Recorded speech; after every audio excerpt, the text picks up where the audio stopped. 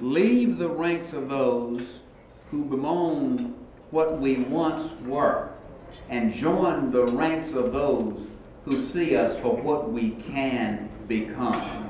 That's what we need to project. That's what the world sees, and that's the chart. That's the course that I, along with our leaders, our council members, will chart for our great city. Now, you just really have to put all of this in context. Look at our last 10 years. Our downtown has been utterly reborn. Its renaissance is still incomplete, but no one can refute the improvements we have made and the work we are still doing. In the inner city, what once was Dixie Home is now Legends Park. Over on Lamar, which was once Lamar Terrace, is now University. What was once Lamont Gardens is now College Park, and which was once Hurt Village is now Uptown North.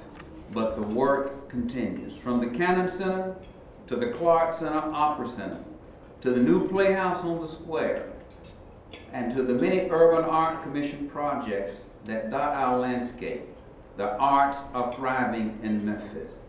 Our independent music and film communities continue to receive attention and accolades from around the world. Hundreds of millions of dollars in new development around Graceland will attract even more visitors to the second most popular private residence in the country, aside from the White House, and we do a better job here of keeping in invited guests out of Graceland than they do the White House. I just threw that in. That's the footnote there. The economic potential of this development, in concert with new activity in the Pyramid area and on the fairgrounds, is no less than transformative for our entire city. Now, this follows a decade of growth and improvements to the National Civil Rights Museum and the Zoo, and the creation of the Rock and Soul Museum and Stax Museum and the entirety of Soulsville. Our Children's Museum continues to thrive under the leadership of former City Mayor Dick Hackett. Memphis City Schools, as I just said, recently announced that they will receive a $90 million grant from the Bill and Melinda Gates Foundation. These funds will not be to build buildings, but they will be used to build great teachers. Great teachers build great students. Congratulations again. Biomedical research as one of the pillars of our economy, alongside ag bio and logistics. You just read about the proposed FedEx expansion. We have seen significant expansions at St. Jude Children's Research Hospital, and our magnificent new Labana Children's Hospital Center will be complete this summer, thanks to the outstanding leadership of Gareth Shorb and the Methodist Labana leadership. The implosion of the former Baptist Memorial Hospital has cleared the way for UT Baptist Research Park, which will make Memphis a world leader in the field of oncology.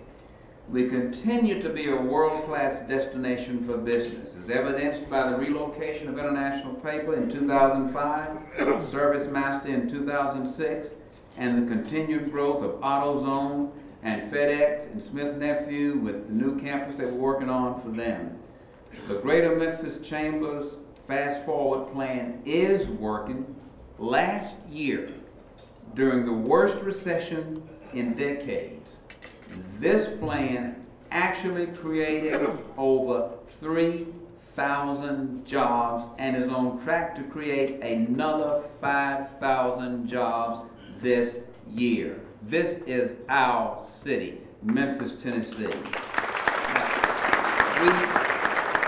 We cannot talk about economic success without acknowledging the $30 billion impact of the Memphis International Airport. It is the largest economic generator in the state of Tennessee, and it is still growing. The recent merger of Delta and Northwest Airlines, the new state-of-the-art air traffic control tower, and new expansions to the parking facilities will make it one of the most potent and competitive assets in this part of the country. This is the state of our city, proud of our heritage, but restlessly, relentlessly focused on keeping our competitive edges sharp. However, these great things cannot and should not mask the very serious challenges that we face. At the outside of an exciting new decade, too many of our people feel that their feet are tangled up in a net as they try to walk forward. I'm talking about poverty, which afflicts 1 out of every 5 Memphians. I'm talking about crime, which is declining overall. Give the police department, its leadership, a round of applause. The numbers are down 17%. But it's still, crime that is, still has its pull and remains irresistible for many young Memphians. And let me say this, because some may misconstrue the location of the placing of these two inserts in my talk here. I mentioned poverty and then I mentioned crime. I will never, never, never succumb to the notion that poverty inevitably leads to crime. That if you're poor, you've got an excuse. That it is a foregone conclusion that if you're poor, you're going to resort to crime. We should never succumb to that. First of all, it is not real. Secondly, it is a severe and gross injustice to those who are living on the margin, but every day get up and show that they have the same values, the same dreams, the same aspirations that we do.